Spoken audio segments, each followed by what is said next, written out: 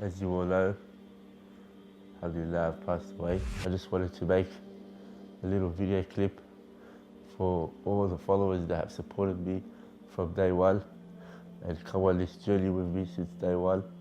May Allah reward all you guys, and inshallah you continue to support me and MATW, inshallah. One of the first thing is a little piece of advice to the brothers and sisters. As you see, in this life we had the cars, we had the money, we had everything, alhamdulillah. But subhanallah, a lot of people during the period of when I was sick, they'll send me messages, brother, you're guaranteed paradise, brother, you've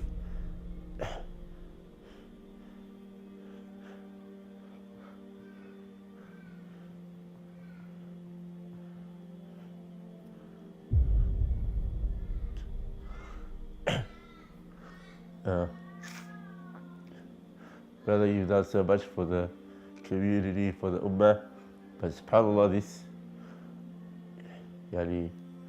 it's not worth just a simple blessing that Allah subhanahu wa ta'ala has given us, like waking up in the morning and being able to walk to the bathroom by yourself. So these things slowly got stripped away from me during the last of my life, alhamdulillah. Wallahi, some of us don't get that chance from Allah subhanahu wa ta'ala to know when we're going to pass away. Some of us, and a lot of us, just pass away suddenly. You've heard many stories where brothers and sisters have died in clubs or overdosed, or whatever it is, subhanallah. So during your life, brothers and sisters, just try to have a goal, try to have a plan, try to have a project that you work towards. Even if it's not you personally doing it and you're funding someone else's projects, just do something, because wallahi, you're going to need it on the day of judgment. And for the brothers and sisters that are chasing this life, one of my advice to you guys is, this life is becoming, before we used to say 5 years ago, 10 years ago, certain things were happening.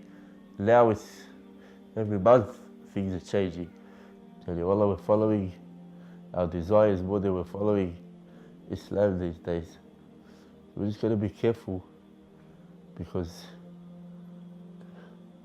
wallah, it's not a joke anymore. Our kids are getting affected, everyone's getting affected. Wallahi, sometimes I used to just sit on my bed and cry, because I just wanted that support from people, and then subhanAllah, Allah subhanahu wa ta'ala brings you people that you've never thought